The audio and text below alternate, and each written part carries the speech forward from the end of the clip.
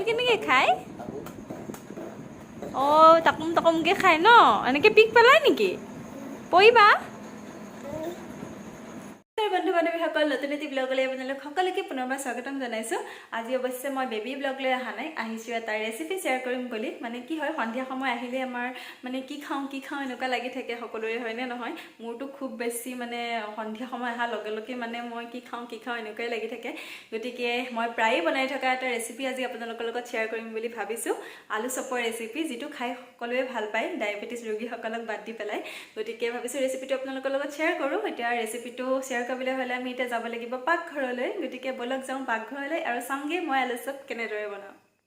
আলু চপ বনাবলৈ মই লৈছোঁ 10টা 12টা আলু আমাৰ যিহেতু 5জন মানুহ আৰু এইফালে লৈছোঁ এয়া পিঁয়াজ জলকীয়া আৰু এয়া হৈছে বিস্কুটৰ গুড়া মেৰিগ'ল্ড বিস্কুটৰ গুড়া আৰু এয়া হৈছে বেচন এইকেইটা বস্তু আগতীয়াকৈ দেখুৱাই দিছোঁ যাতে বনোৱা সময়ত ইটো নাই সিটো নাই কৰিব লগা নহয় আৰু এইফালে এয়া আলু বাকলিখিনি মই ধুনীয়াকৈ গুচাই ল'লোঁ আৰু পিঁয়াজখিনিও কুটি ল'লোঁ মিহি মিহিকৈ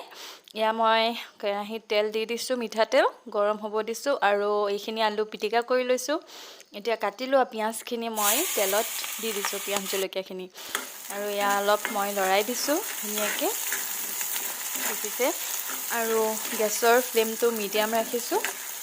এইখিনি ধুনীয়াকৈ মিক্স কৰি লৈছোঁ আৰু এতিয়া মই ইয়াত আলুখিনি দি দিম পিটিকি লোৱা আলুখিনি এয়া দেখিছে ধুনীয়াকৈ আলুখিনি দি দিছোঁ এতিয়া এই গোটেইখিনি ধুনীয়াকৈ মিক্স কৰি ল'ম এয়া চাওক ধুনীয়াকৈ মই গোটেইখিনি লৰাই দিছোঁ মিক্স কৰি এনেদৰে ধুনীয়াকৈ মিক্স কৰি ল'ব আলু পিঁয়াজ জলকীয়াখিনি আৰু ইয়াৰ পিছতে ইয়াত দিব লাগিব এতিয়া হালধি গুড়া অকণমান জোখাৰে মই হালধি দিছোঁ তাৰপিছতে দিব লাগিব নিমখ এয়া মই পৰিমাণ অনুযায়ী দিছোঁ নিমখ দেখিছে এতিয়া এইখিনি ধুনীয়াকৈ আকৌ মিক্স কৰি লৈছোঁ এতিয়া দিম মছলা এয়া দিছোঁ জিৰা গুড়া সৰু চামুচ যিহেতু 2 চামুচ দিছোঁ জিৰা গুড়া আৰু 1 চামুচ দিছোঁ জলকীয়া গুড়ি আৰু অকণমান দিম জলকীয়া গুড়ি এয়া দেখিছে আৰু অকণমান দিম এতিয়া জালুকৰ গুড়া এয়া দিছোঁ জালুকৰ গুড়া অকণমান এতিয়া এইখিনি আকৌ পুনৰ ধুনীয়াকৈ মিক্স কৰি ল'ম জলকীয়া গুড়া দিলে ৰংটো খুব ভাল হয় আৰু জ্বলাও অকণ হয় ভাল লাগে খাবলৈ এয়া ধুনীয়াকৈ মিক্স কৰি লৈছোঁ মই আকৌ এতিয়া ইয়াত মই অকণমান দিছোঁ নহৰু থেতেলিয়াই আপোনালোকে আদা নহৰু পেষ্টটো দিব পাৰে এতিয়া নহৰু কেইটুকুৰো ধুনীয়াকৈ ইয়াত মিলাই ল'ম খুব ধুনীয়াকৈ আলুখিনি অলপ এনেদৰে মই ভাঙি দিছোঁ যি অকণমান গোটা গোটা হৈ আছে আৰু অকণমান গোটাকৈ ৰাখিম মই অকণমান গোটা গোটা হৈ থাকিলে খাই ভাল লাগে গতিকে অলপ ভাঙি দিছোঁ মই খুব ধুনীয়া এটা ৰং আহিছে